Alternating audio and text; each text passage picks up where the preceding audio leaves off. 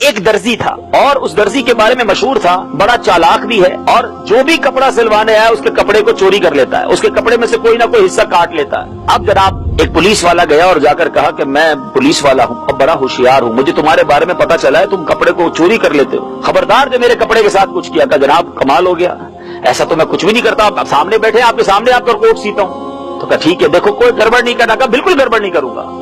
اب کوٹ سیتے سیتے کہا حضور آپ فارغ بیٹھے ہیں، آپ کو ایک لطیفہ سناتا ہوں، ایک مزاحیہ بات سناتا ہوں۔ کہ چلو سناؤ۔ اب اس درزی نے، اس کو بڑے لطیفے یاد تھے، ایک لطیفہ سنایا۔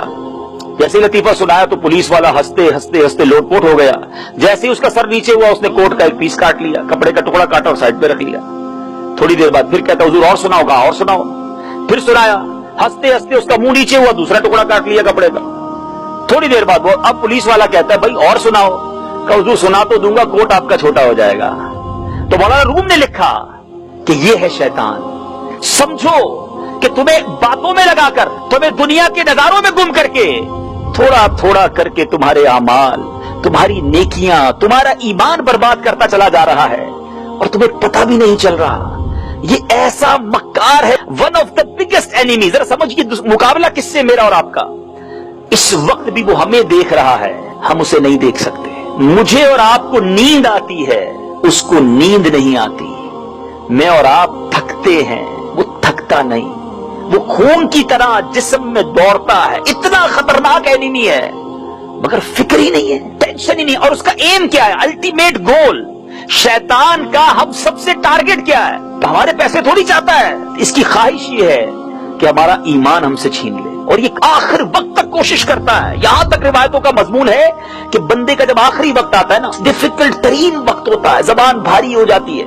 ایک عالم دین کا کمال جملہ تھا، مجھے بہت یاد رہ گیا ہے۔ وہ فرماتے ہیں جب جب موقع ملے کلمہ شریف پڑھتے رہا کرو، کیونکہ جب زبان بھاری ہو جائے گی اس وقت کلمہ پڑھنا مشکل ہوگا، لیکن جس کی عادت ہوگی نا اس کی زبان پر کلمہ جاری ہو جائے گا۔ اب اس کو ایگزامپل کے ذریعے سمجھیں، جن لوگوں کی ماشاءاللہ کلمہ شریف کی، درود شریف کی عادت ہوتی ہے، گاڑی میں جا رہے ہو، اچانک بریک لگے، جھٹکا لگے، ان کی زبان سے فوراً کلمہ پاک نکلتا ہے، کچھ نہ کچھ اچھی بات منہ سے نکلتی۔ کیوں؟ کہ ان کی زبان عادی ہوتی ہے اچھی بات کرنے کی، تو ڈیفیکلٹ ٹائم میں بھی فوراً زبان سے اچھی بات نکلتی ہے۔ اور جس کی گالیاں دینے کی عادت ہوتی ہے، جس کی فحش باتیں کرنے کی عادت ہوتی ہے، ہم نے دیکھا ہے کہ کوئی ایسا جھٹکا لگے، کوئی ایسا دھکا لگے، ان کی زبان سے اس وقت بھی بری بات نکلتی ہے۔ سوچیں کہ ایسی زبان عادی بنا دی بری چیزوں کی۔ تو سکرات کی بات ہو رہی تھی، سکرات، اللہ غنی، موت کی تکلیف جو ہے وہ مردہ ہی جانتا ہے۔ اللہ مجھے اور آپ کو موت کی تکلیف سے محفوظ فرمائے، ورنہ روایتوں کا مضمون ہے کہ موت اس سے زیادہ سخت ہے کہ بندے کو تلواروں سے کاٹا جائے، چیرا جائے۔